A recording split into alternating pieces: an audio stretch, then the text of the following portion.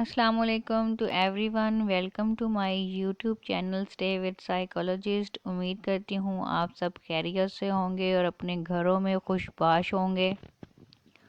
آج کا ٹاپک بہت انٹرسٹنگ بھی ہے اور امپورٹنٹ بھی۔ تو آج میں جس ٹاپک پر بات کروں گی وہ ہے ڈپریشن۔ ڈپریشن ایک ایسا ذہنی مرض ہے جس میں فرد پر افسردگی یعنی اداسی کی کیفیت نمایاں طور پر چھائی رہتی ہے۔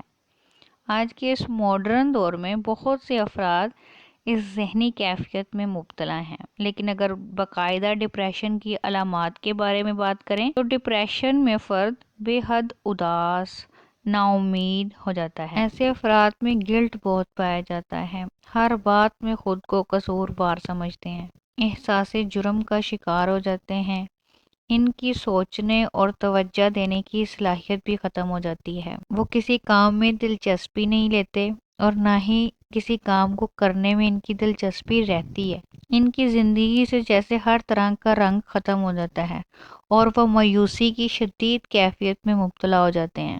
ایسے افراد کو کسی بھی کام کو کرنے سے بہت جلد تھکاوٹ ہو جاتی ہے اور ان کا انرجی لیول آئے دن کم سے کم ہوتا چلا جاتا ہے۔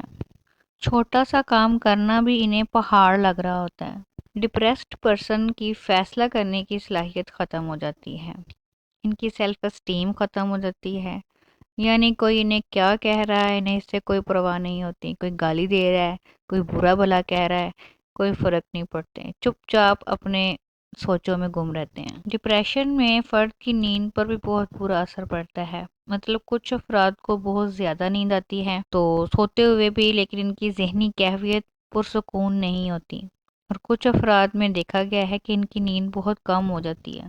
ڈپریشن کے مریض کو اپنے انوائرمنٹ میں کچھ بھی اچھا نہیں لگتا، نہ وہ سوشل ایکٹیویٹیز میں شامل ہوتا ہے اور نہ ہی اپنے پسندیدہ کاموں میں دلچسپی لیتا ہے۔ فار ایگزامپل، ایک پرسن جسے باہر گھومنا پھرنا سب سے باتیں کرنا بہت پسند تھا، اب وہ ان کاموں سے کترانے لگتا ہے۔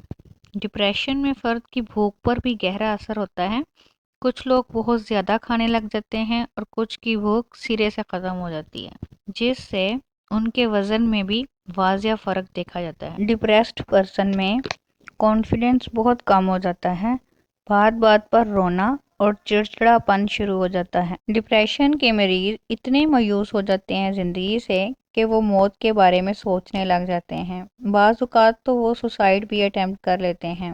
یہ تو ڈپریشن کی علامات تھیں۔ اگر کرائیٹیریا کی بات کریں تو ایک پرسن کو کب کہہ سکتے ہیں کہ وہ ڈپریشن کا مریض ہے، تو 2 ہفتوں تک مسلسل پرسن کا موڈ ڈپریسڈ رہے اور لاس آف انٹرسٹ اور لاس آف پلیئر رہے تو کہہ سکتے ہیں یہ پرسن ڈپریشن کا شکار ہے۔ ڈپریشن کی کازز میں سائیکولوجیکل فیکٹر ہے، سوشل فیکٹرز ہیں، جینیٹک فیکٹرز ہیں جن کی وجہ سے ڈپریشن ہو سکتا ہے۔ سائیکولوجیکل فیکٹر میں فرد ٹراما یعنی کسی حادثے سے گزرا ہو، کسی چیز کا سٹریس یا گریف ہو تو ڈپریشن ہو سکتا ہے، کسی سے اٹیچمنٹ ہو تو بچھڑنے کی وجہ سے ڈپریشن ہو سکتا ہے، تھاٹ پیٹرن میں پرابلم کی وجہ سے ڈپریشن ہو سکتا ہے۔ سوشل فیکٹر میں loss of job, financial problem, poverty lead کرتی ہے ڈپریشن کو۔ جینیٹک فیکٹر میں جن کے پیرنٹس ڈپریشن کے مریض رہے ہوں تو ان میں ڈپریشن ہونے کے چانس بڑھ جاتے ہیں۔ اب ڈپریشن کی ٹریٹمنٹ کی طرف بڑھتے ہیں تو ٹریٹمنٹ میں پرسن کی پہلے سائیکولوجیکل بیہیورل اسیسمنٹ کی جاتی ہے، تو کلائنٹ کو تھاٹ پیٹرن سکھایا جاتا ہے، دیکھا جاتا ہے کہ کہاں پہ پرابلم آ رہی ہے، سائیکولوجیکلی وہ ڈسٹرب ہے، کیا وجہ ہے، تو اس کے ایموشنز کو چینج کیا جاتا ہے، اس کے بیہیویئرز کو چینج کرنے کے لیے اسے مختلف پرابلم سولونگ سکلز سکھائی جاتی ہیں، کوپنگ اسٹریٹجیز بتائی جاتی ہیں، مینٹل ریلیکسیشن ٹیکنیک سکھائی جاتی ہیں۔ اگر حالت سویر ہو تو تھراپی کے ساتھ ساتھ میڈیسن بھی ریکمینڈ کی جاتی ہے۔ نیکسٹ ویڈیو میں ہم کسی نیکسٹ ڈس آرڈر کو ڈسکس کریں گے۔ آج کے لیے اتنا ہی۔ اگر ویڈیو اچھی لگی ہو تو میرے چینل کو سبسکرائب کریں، لائک کریں اور شیئر کریں، نوٹیفیکیشن بیل بھی آن کر لیں تاکہ میری ہر آنے والی ویڈیو آپ تک آسانی سے پہنچ سکے۔ اسٹے ہیپی، اللہ حافظ۔